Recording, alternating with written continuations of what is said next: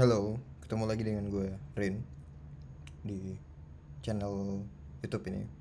Jadi, kali ini bakalan ngelanjutin open source series. Jadi, aku mau nge-share tentang open source. Ya, open source di bagian mana? Tepatnya di kayak Git rebase, misal tools-tools yang digunakan, cara kontribusi dan lain-lain. Itu sih, ya, dikit doang. Namun pada pertemuan kali ini aku lebih banyak membahas tentang Git rebase. Jadi tools seperti Git itu udah jadi hal yang umum digunakan ketika kita ingin berkontribusi di open source. Apabila kita ingin merubah sesuatu di repository terkait project yang ingin kita kontribusi. Jadi pada kali ini ya hanya seperti itu. Hanya tentang Git rebase saja. Nggak banyak. Ya mungkin teman-teman ada yang udah jago atau udah terbiasa dengan Git rebase. Nah, boleh di skip videonya. Tapi ingin menonton video ini nggak apa-apa sih, gratis kok. It's free. Oke, jadi pertama itu ada terminal di sini. Jadi terminal, bentar. Ini dia. Oke. Ya seperti biasa, aku tuh lebih terbiasa dengan terminal. Ya, nanti teman-teman bisa menyesuaikan aja dengan preferensinya masing-masing. Misal pakai editor yang lain kayak Visual Code milik Microsoft. Tapi di sini aku mempresentasikan menggunakan terminal. Pertama, ya tentu saja masuk ke repository atau project terkait yang ada di komputer teman-teman sendiri. Di sini aku biasa bikin di satu directory fl, disingkat fl. Nah, di sini ada beberapa project sih. Jadi emang project-project yang sifatnya tidak berguna, ngetes dan lain-lain. Nah, biasanya teman-teman melakukan port atau nge-clone langsung ke project terkait yang ada di Git. Tapi di sini ya aku udah cloning beberapa project yang misalnya di sini npm lsp config. Ini contoh salah satu repository yang sebelumnya aku udah port via GitHub. Jadi platformnya GitHub. Kemudian aku fork. Kenapa? Aku ingin menambahkan sesuatu. Jadi kita bisa lihat apa sih yang pernah aku tambahkan. Ya pertama git status, kita cek dulu repositorinya. Kemudian bisa lihat log dari commitnya, git log.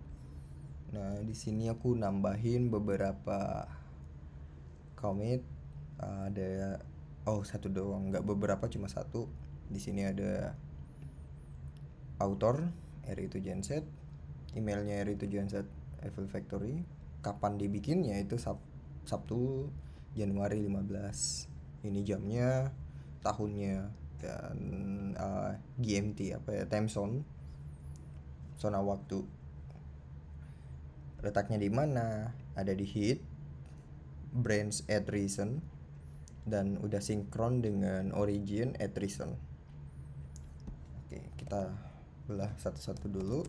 Git branch, branchnya ada at reason. Kemudian ada remote-nya apa saja.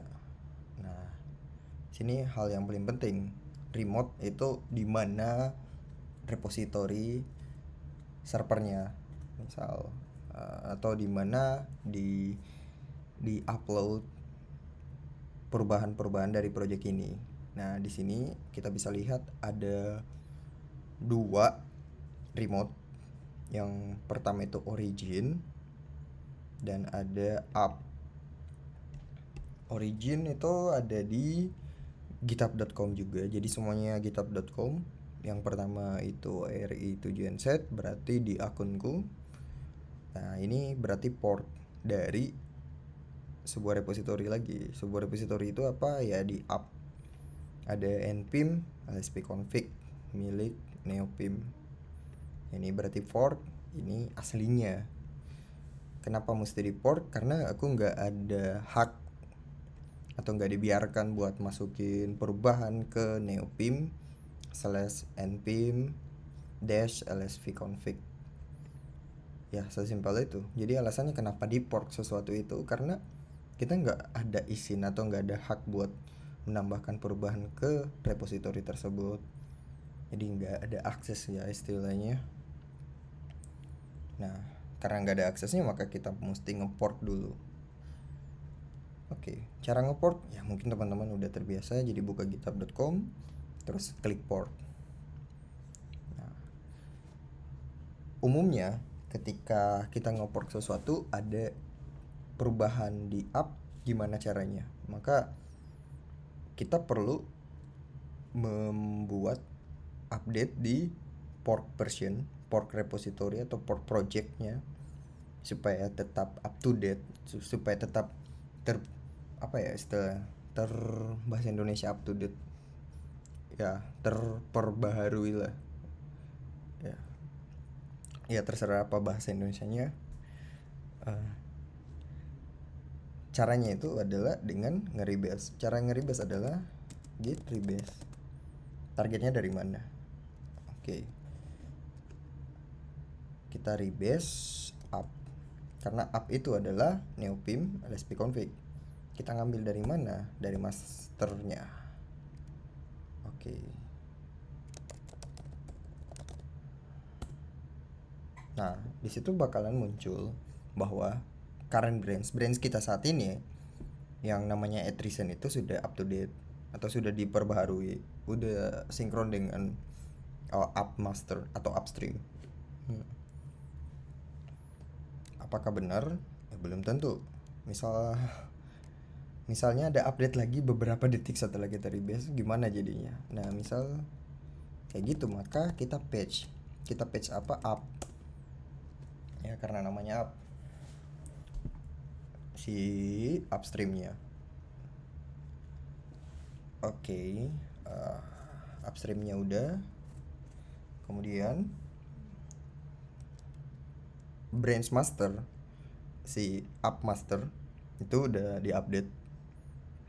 Kita lihat di sini prosesnya 100%, total 30, reuse 13, bla bla bla. Itu informasinya yang mungkin teman-teman perlukan. Tapi sejauh ini bikin videonya nggak perlu kan sih. Nah, setelah itu kita perlu rebase lagi dari branch kita, artinya kan branch saya sekarang ada di attrition up/master. Oke, berarti udah up to date. Kita bisa lihat dengan git log. Jelek, kita bisa pakai ini. Nah, lebih nyaman lah ya. Oke. Jadi kita di sini bisa lihat commit lognya.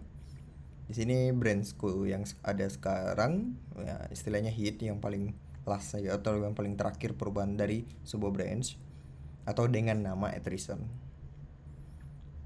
Setelah sebelumnya ada commitan dari ini udah sinkron sama up master, berarti di upstream ada doc server bla bla bla. Ini punyaku, branchku. Nah, berarti setelah itu kita udah menambahkan atau bukan menambahkan, kita udah sinkronkan antara dua repository dari dua branch. Dari repository upstreamnya ada master dan di saya ada attrition. Maka kita perlu push lagi ke remote repository. Kenapa mesti push? Karena kita mesti ngupdate si remote dari lokal ke remote. Lokalnya di mana ya? Di sini di komputerku yang sekarang. Push origin add reason. Salah.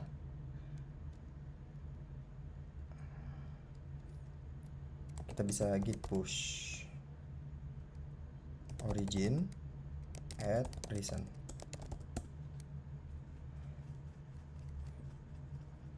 Oke, di sini kita di reject. Kenapa? Karena ada unrelated history. Unrelated history itu ya kayak yang tadi di sini. Ini istilahnya history menurut Sigit. History berarti ya sejarah atau timeline dari sebuah commit ya. History itu ya kumpulan-kumpulan semua commit. Ya, kemudian aku nambahin, aku rebase, itu dianggapnya unrelated. Namun kita udah tahu kalau ya ini hanya rebase ke upstream, maka kita bisa push force. Ya karena kita memiliki hak yang banyak di remote ini, di branch ini karena kita yang punya. Oke, berarti sekarang kita sisa open https github.com ri7nz npm lsp config. Nah, sekarang browsernya terbuka. Oke, kita transisi dulu ke browser. Nah, browsernya udah kebuka. Kita coba lihat lagi. Nah, di sini ada recent push. Kita lihat add recent. Kita coba ke sana. Oke, kita udah sinkron. Kita udah masukin ke branch ini add recent. Oke. Jadi ya misalnya kita mau menambahkan hal tersebut ke upstreamnya, maka kita compare and pull request biasanya. Ya bukan biasanya, emang kayak gitu, apalagi di GitHub. Oke, dari sini kita kelihatan nih bahwa base repositorinya ya si upstream tadi itu ada master, dan dari perubahan yang kita buat ada di ri7nz lsp config, kemudian add recent. Nah kayak gitu. Oke.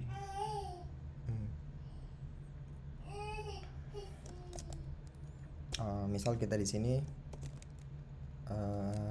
kenapa aku menambahkan ini, karena aku menggunakan tiap hari, so kita bikin pull requestnya.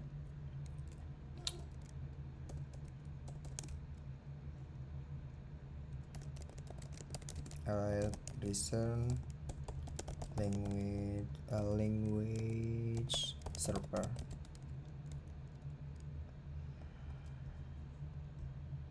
Oke, kita create pull request.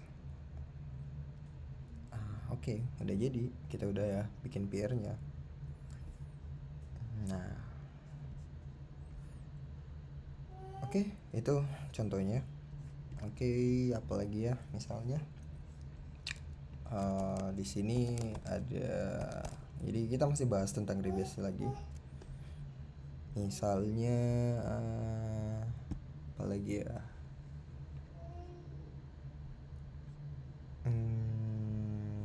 yang close kemarin ada teman yang nge-close. Oke, yang nge-close di sini ada, cuman dia ada masalah. Misal kita coba dia, kita apain ya bagusnya, kita perbaiki mungkin, atau kita mau lihat-lihat reponya dia.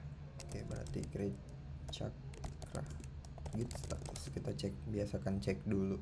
Oke, nggak ada masalah. Git remote p, kita lihat remote apa aja yang tersedia. Karena saya punya hak di sini, maka ya bisa push, bisa pull dan lain-lain.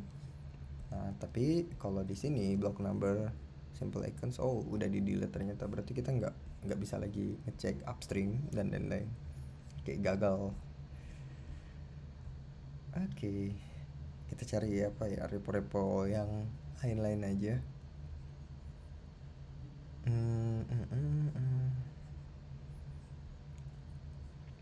Apalagi ya,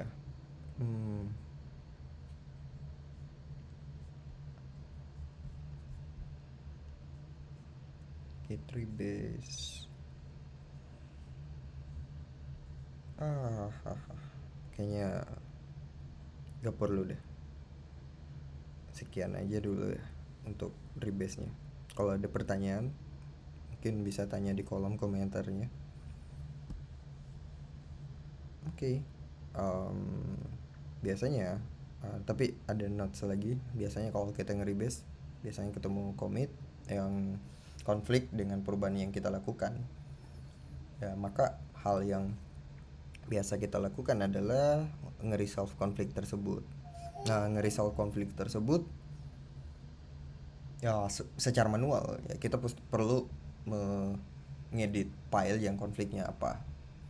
Namun kalau pakai editor kayak VS Code itu udah ada biasanya plugin untuk nge-resolve konflik tersebut. Atau kita bisa pakai Pimagit untuk Pim. Aku pakai itu Pimagit. Namun untuk lengkapnya kita coba nanti bahas lagi untuk Git rebase itu. Oke, terima kasih. Sekian.